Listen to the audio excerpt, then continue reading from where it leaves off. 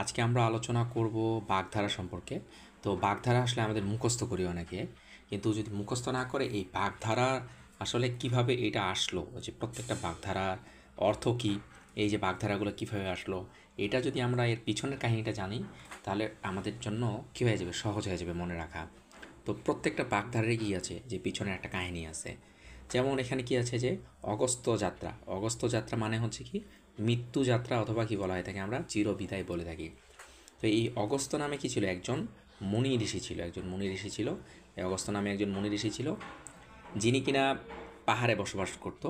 তো ওই পাহাড়ে বিধ্বস্ত নামক মনে হয় এরকম একটা পাহাড় ছিল, যে পাহাড়ে তিনি বসবাস করতো। তো ওই পাহাড়ে দুইটা হচ্ছে মানে দল ছিল আর কি, যারা সবসময় কী করতাম, একে অপরের সাথে মারামারিতে কী হইতো, যে মানে মারামারি করতো আর কি।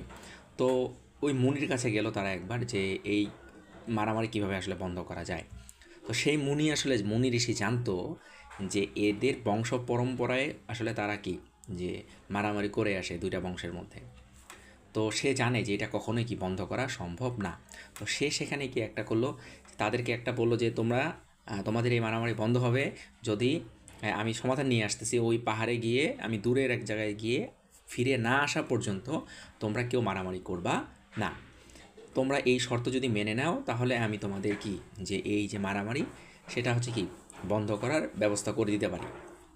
তো দুই পক্ষই হচ্ছে কি, যে তারা রাজি হয়েছে যে হ্যাঁ, মুনি ঋষি ফিরে আসবেন, তারপর উনি তো আমাদেরকে সমাধান দিবেন, তার আগে আমরা কেউ মারামারি করব না। তো ওই মুনি ঋষি অনেক বৃদ্ধ ছিল, তো উনি যে ওই অপর আরেকটা পাহাড়ে গেছে, উনি আর কখনো ফিরেই আসে নাই। এই জন্য হচ্ছে কি, যে উনি হয়তো মারা গেছে, উনিও ফিরেই আসে নাই আর।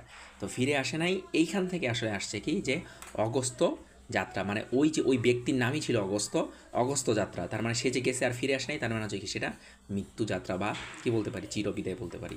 ঠিক অন্ধের হাতি যেটা আছে, তো অন্ধের হাতি বলতে বোঝানো হয় কি, যে একটা অন্ধ মানুষকে হাতির ধরেন লেজ যদি ধরতে দেওয়া হয়, সে মনে করবে এটা হয়তো বা কোনো রশি। কেউ যদি হচ্ছে তার কান ধরে হাতির, সে মনে করবে এটা একটা পাখা, মানে কারণ সে তো অন্ধ।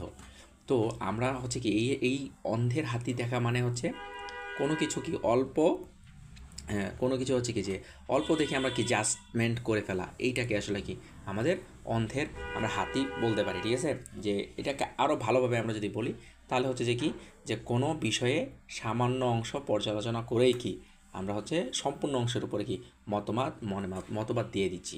ঠিক আছে।